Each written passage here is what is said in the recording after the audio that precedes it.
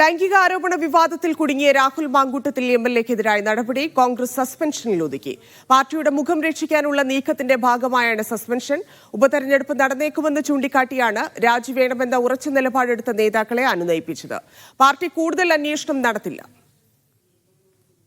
MLA സ്ഥാനത്തുനിന്ന് രാജിവെച്ചാൽ ഉപതെരഞ്ഞെടുപ്പുണ്ടാകുമെന്ന നിയമോപദേശം നിർണായകമായി. ഒപ്പം കേസുള്ളവർ പോലും നിയമസഭാ അംഗത്വം രാജിവെച്ചിട്ടില്ലെന്ന ഒരു വിഭാഗം നേതാക്കളുടെ വാദത്തിനും പാർട്ടിയിൽ മുൻഗണന ലഭിച്ചു.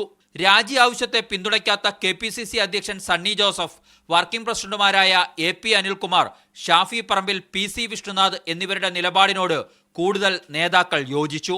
രാജി വേണമെന്ന ആവശ്യത്തിൽ ഉറച്ചുനിന്ന പ്രതിപക്ഷ നേതാവ് VD സതീശൻ, രമേശ് ചെന്നിത്തല എന്നിവരെ ഉപതെരഞ്ഞെടുപ്പ് ചൂണ്ടിക്കാട്ടിയാണ് അനുനയിപ്പിച്ചത്.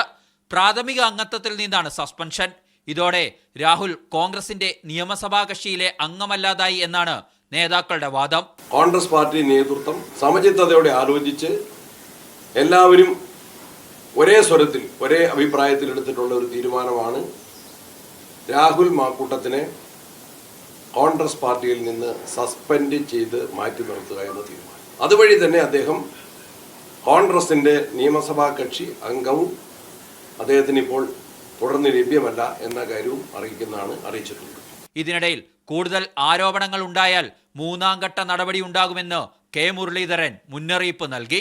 ഇത് അവസാനമായിട്ട് കണക്കാക്കണ്ട. ഇനി കൂടുതൽ പ്രതികരണങ്ങളും പരാതികളും വരുന്നതനുസരിച്ച് മൂന്നാം ഘട്ട നടപടിയും സ്വാഭാവികമായിട്ടും പാർട്ടിയിൽ നിന്നുണ്ടാവും. അടുത്ത നിയമസഭാ സമ്മേളനത്തിൽ അവധിയെടുക്കാൻ രാഹുൽ മാങ്കൂട്ടത്തോട് പാർട്ടി നിർദ്ദേശിക്കും.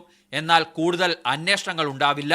കേസും രേഖാമൂലം പരാതിയും ഇല്ലാതിരുന്നിട്ടും സസ്പെൻഡ് ചെയ്തത് കോൺഗ്രസിന്റെ രാഷ്ട്രീയ ധാർമ്മികതയാണെന്ന വാദമുയർത്തി CPM വിമർശനങ്ങളെ പ്രതിരോധിക്കാനാണ് കോൺഗ്രസ് നീക്കം. മീഡിയ 1 തിരുവനന്തപുരം.